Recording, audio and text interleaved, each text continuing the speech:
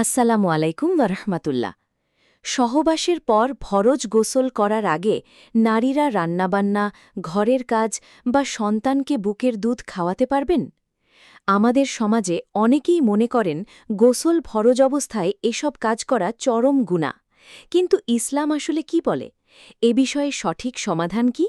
সঠিক উত্তরটি জানতে ভিডিওটি না টেনে শেষ পর্যন্ত দেখতে থাকুন।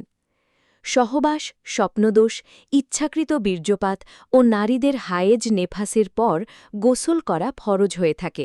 নির্দিষ্ট কিছু ইবাদাত করার জন্য গোসল করে পবিত্র হওয়া অত্যন্ত জরুরি। আলেমগণ জানান, গোসল ফরজ হওয়ার পর মূলত 5টি কাজ করা নিষিদ্ধ।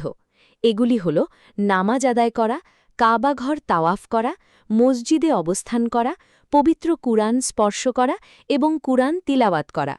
এই 5টি কাজ ছাড়া অন্য কোনো কাজ কিন্তু নিষিদ্ধ নয়।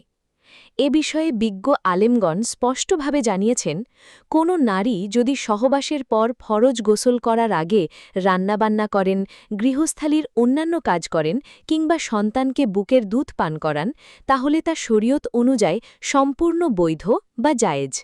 আমাদের সমাজে অনেক সময় নারীদের ওপর এ নিয়ে অপ্রয়োজনীয় কঠোরতা আরোপ করা হয়, অথচ একই বিষয়ে পুরুষদের ক্ষেত্রে এমন দৃষ্টিভঙ্গি দেখা যায় না।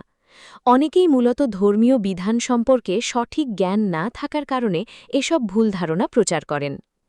তবে মনে রাখতে হবে, ফরজ গোসল যত দ্রুত সম্ভব সম্পন্ন করাই উত্তম। হাদিসে এসেছে, একবার ফরজ গোসল অবস্থায় হজরত আবু হুরায়রা রাদিয়াল্লাহু আনহুর সাথে নবীজির দেখা হয়। তখন তিনি নিজেকে নাপাক মনে করে আড়ালে সরে যান। পরে গোসল করে ফিরে এলেন নবীজি সাল্লাল্লাহু আলাইহি ওয়াসাল্লাম বলেন, সুবহানাল্লাহ, মুমিন কখনো নাপাক হয় না। অন্যান্য কাজ একেবারে নিষেধ না হলেও কোনো কাজ করার আগে গোপনাঙ্গ ধুয়ে নেওয়া এবং অজু করে নেওয়ার কথা একাধিক হাদিসে এসেছে।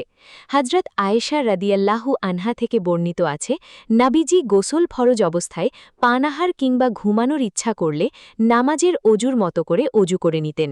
তাই গোসলের আগে অজু করে অন্যান্য প্রয়োজনীয় কাজ করা ভালো। আর কোনো কারণে অজু না করলেও নিষিদ্ধ 5টি কাজ ছাড়া অন্য কাজ করার কারণে কোনো গুনাহ হবে না। আশা করি বিষয়টি আপনারা খুব সহজেই বুঝতে পেরেছেন। ভিডিওটি আপনার উপকারে এলে অবশ্যই একটি লাইক দিন এবং কমেন্ট করে আপনার মূল্যবান মতামত জানান। এমন আরও গুরুত্বপূর্ণ ইসলামিক গাইডলাইন পেতে ভিডিওটি শেয়ার করুন এবং চ্যানেলটি সাবস্ক্রাইব করে আমাদের পাশেই থাকুন। আল্লাহ হাফেজ।